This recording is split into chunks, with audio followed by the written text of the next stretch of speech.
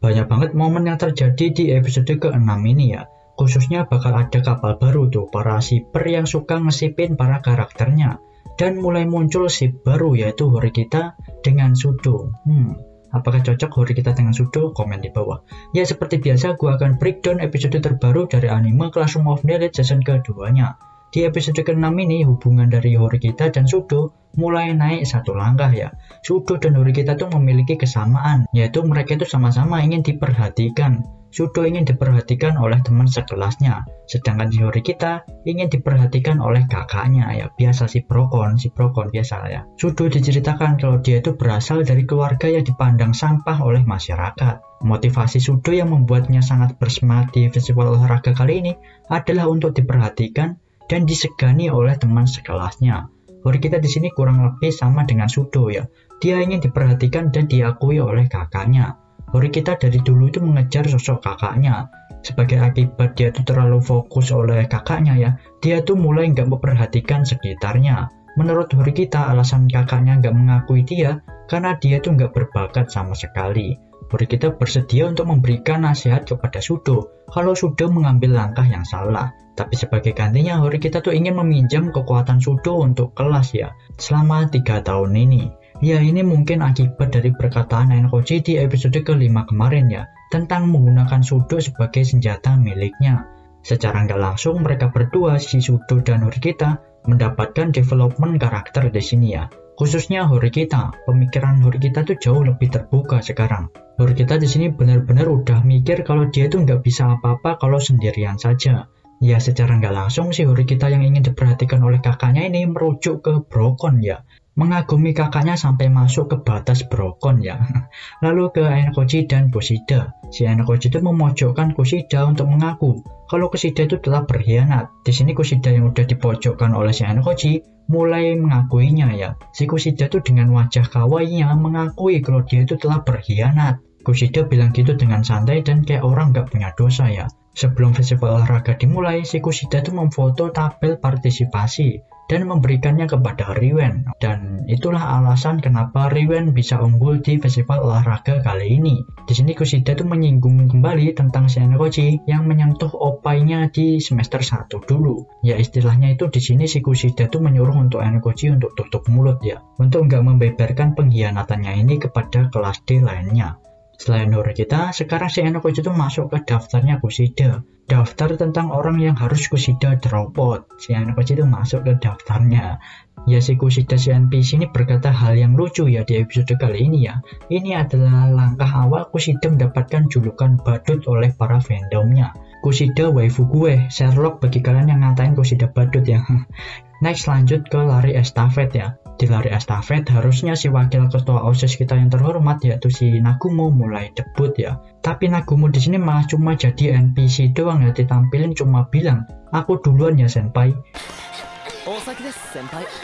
Wait a minute. Who are you? Di sini gua agak kasihan sama si Nagumo, dikacangin sama Manabu ya.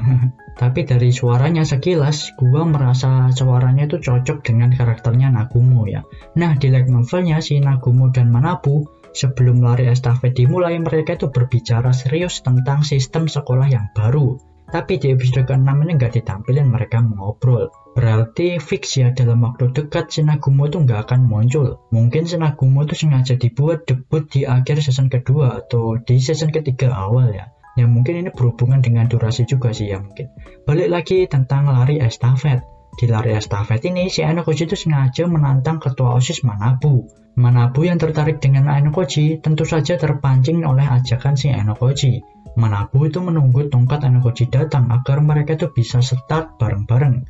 Larilah sekuat tenaga, kata si Enkoji untuk si Manabu. Si Enkoji dan Manabu itu larinya sangat kenceng ya, sampai bisa menyusul orang di depan mereka dengan sangat cepat. Kalau di awal sih Manabu unggul sedikit dari Enkoji, tapi di pertengahan si Enkoji itu mulai bisa mengimbangi larinya si Manabu. Selain itu kecepatan mereka berdua itu nggak main-main, membuat murid lain itu terfokus ke larinya Enkoji dengan Manabu. Si Enkoji itu belum pernah lari seserius ini. Teman-temannya pun pada terkejut melihat itu ya, karena si Enkoji itu bisa mengimbangi kecepatan dari ketua OSIS Manabu. Dan di sini si Sato kelihatan serius banget ya ngeliatin pertandingannya. Ini tanda-tanda mainnya. Ya jarang-jarang ya si Enokoji yang nggak mau mencolok malah tampil mencolok di sini. Tapi si Enokoji di sini sayangnya kurang hoki. Sebelum sampai finish di depan jalurnya Enokoji ada murid yang terjatuh tuh. Jadi yang menang adalah Manabu. Tapi kalau seandainya nggak ada insiden murid jatuh tersebut, gua megang Enokoji ya. Pasti Enokoji yang menang kalau nggak ada insiden itu. Pas mau sampai finish, Enokoji itu bilang akan meningkatkan kecepatannya lagi. Dan itu merupakan salah satu tanda ya dia itu masih bisa lebih cepat lagi larinya. Ya menurut kalian gimana? Enokoji atau Manabu yang bakal menang kalau nggak ada kecelakaan itu? Silahkan berdiskusi di kolom komentar.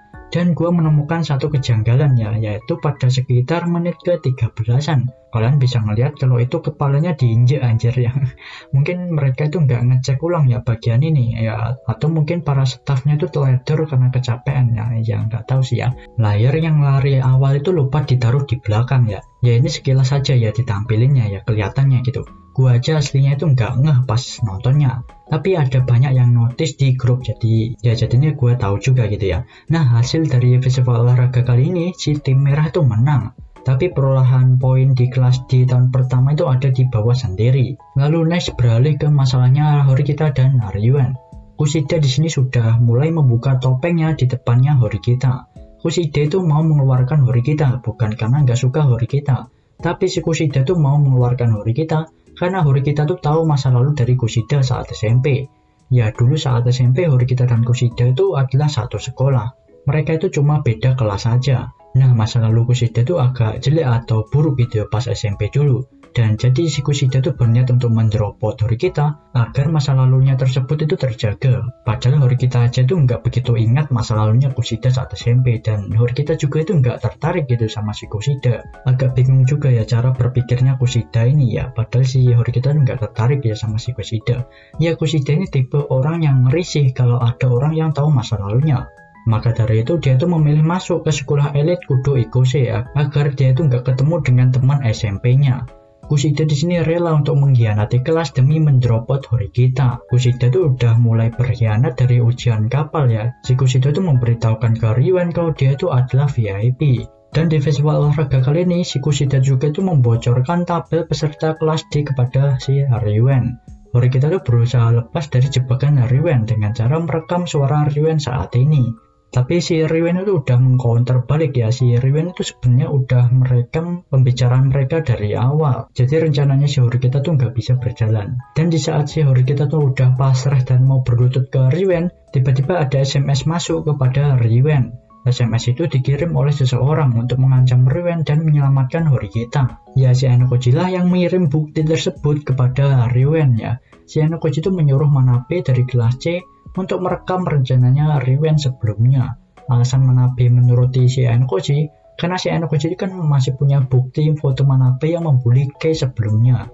Sumpah men ya, dari kejadian Manabe dulu di kapal bisa tersambung untuk nyelamatin Horikita di festival olahraga kali ini. Enokoji itu udah memprediksi semua ya tentang si Kushida yang berkhianat dan Ryuan yang ngejebak Horikita. Dengan ini art dari festival olahraga telah berakhir ya.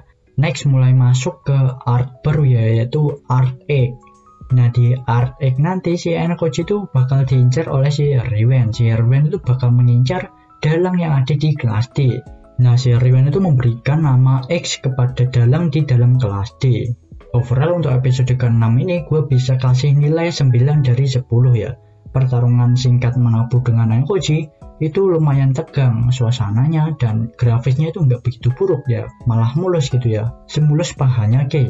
Dari suasana juga itu lebih hidup ya, ada sorakan dari yang nonton ya, lebih better sih ya untuk vibe-nya ketimbang episode ke-5 kemarin.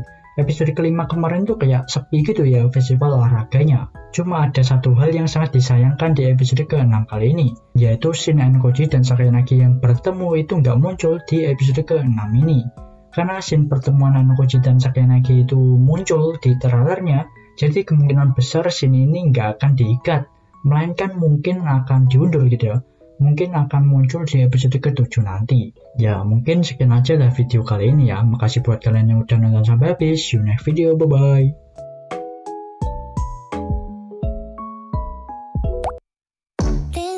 した僕の夏休みはやがて記憶回路のゲートでいくつかにちぎれ的な絵にな